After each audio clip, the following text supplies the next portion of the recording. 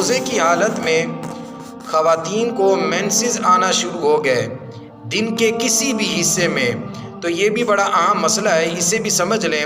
اور اسی طرح کان میں دوائی ڈالنا، اس سے متعلق بھی آپ کو بیان کیا جائے گا، اور اسی طرح بواسیر کے مریض کے لیے بھی آپ کو بیان کیا جائے گا۔ تو پہلے سمجھ لیں، روزے کی حالت میں کسی وقت بھی اگر خواتین کو مینسز آ گئے تو مینسز کے آتے ہی روزہ ٹوٹ جائے گا۔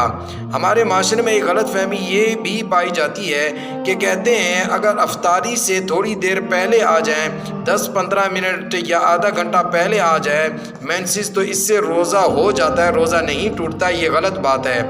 دن کے کسی بھی حصے میں روزے کی حالت میں مینسز آ گئے تو یا ماہواری آ گئی تو اس سے خواتین کا روزہ ٹوٹ جائے گا۔ اور نمبر 2، کان میں دوا ڈالنا، کیا اس سے روزہ ٹوٹ جائے گا یا نہیں؟ تو یہ مسئلہ مختلف ہی ہے۔ بعض کے نزدیک یہ ہے کہ کان میں دوائی ڈالنے سے روزہ ٹوٹ جاتا ہے، اور بعض کے نزدیک یہ ہے کہ کان میں دوائی ڈالنے سے روزہ نہیں ٹوٹتا۔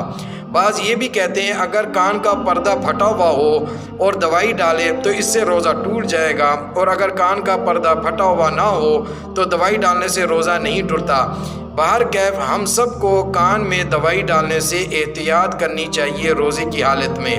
اور اسی طرح بواسیر کے مریض، ان مسوں پر دوائی لگانا ان کے لیے جائز ہے جو باہر کی طرف نکلے ہوئے ہوں، لیکن اگر انہوں نے دوائی آلے کے ذریعے سے اندر کی طرف چڑھا دی تو اس صورت میں روزہ ٹوٹ جائے گا۔ باہر کے مسوں پر دوائی لگانے سے روزہ نہیں ٹوٹتا بواسیر کے مریضوں کے لیے، لیکن اگر ان بواسیر کے مریضوں نے دوائی اندر کی طرف چڑھا دی تو اس سے روزہ ٹوٹ جائے گا۔ تو ان مسائل کو بھی خوب سمجھ لیجیے۔